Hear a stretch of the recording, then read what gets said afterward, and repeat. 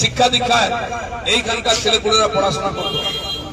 সারা দেশে doctor, engineer, ইউনিভার্সিটির professor, lecturer, এমনকি সৈন্য বিভাগে এয়ারফোর্সের প্রধান, নেভি প্রধান, আর্মির প্রধান ভারত বাঙালিরা ছিল।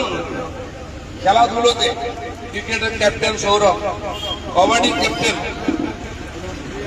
তার বিশ্বজিৎ পালি, ফুটবলের ক্যাপ্টেন পিকে, এদের মতো খেলোয়াড় বিশ্বকে নেতৃত্ব দিয়েছে ভারত। আর কোথায় ভারতের ক্রিকেট দল, ফুটবল দল, অন্য খেলা উঠেই গেছে। এই পরিস্থিতির জন্য আজ বাংলায় আমরা পরিবর্তন চাই। যারা চাকরি দিত সারা দেশের লোককে, কলকাতা, দুর্গাপুর, আসানসোল এইসব এলাকায় দেখুন এত বাইরের লোকেরা এসছেন, বিহার, ইউপি, উড়িষ্যা, হিন্দিভাষী, মহারাষ্ট্র, কর্ণাটক থেকে ব্যবসা করতে আসতো লোকেরা। আর আজ চাকরি তো ছেড়েই দিই, আমাদের ছেলেপুলে চাকরি পাচ্ছে না।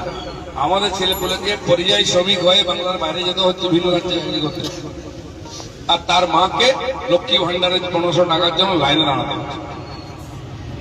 যারা আছে দিদিমণি, তারা চাকরি দিতে পারলেন না, পড়াশোনায় করতে পারলো না, পড়াশোনা হয় না, চাকরি পেল না, তাই বেকার ভাতা দিচ্ছেন, তাদেরকেও লাইনে দাঁড়াতে হচ্ছে ফর্ম ফিল আপ করে। লম্বা লম্বা লাইন পড়েছে, আমি দেখে গেলাম। 5 বছর আগে যখন লক্ষ্মী ভান্ডার শুরু হয়েছিল, তখন সকাল থেকে মায়েরা গিয়ে লাইনে দিতাম। গরমেতে মাথা ঘুরে মারা গেছে, পায়ে চাপা পড়ে মারা গেছে, এত বড় ভিড়, ডজন ডজন মহিলা। আজ যে বাঙালি সারা ভারতকে খাওয়াতো কৃষিতে, ব্যবসায়, সে আজকে ভিক্ষা চাওয়ার জন্য লাইনে দাঁড়াতে বাধ্য হচ্ছে। মমতা ব্যানার্জি আমাদেরকে 15 বছর এটাই দিয়েছেন। যুবকদের বেকার করে দিয়ে বাংলা ছাড়া করেছেন, নাহলে বেকার ভাত দিচ্ছেন। আর তার মায়েদেরকে, বোনেদেরকে লাইনে দাঁড় করিয়ে লক্ষ্মী ভান্ডার দিচ্ছেন।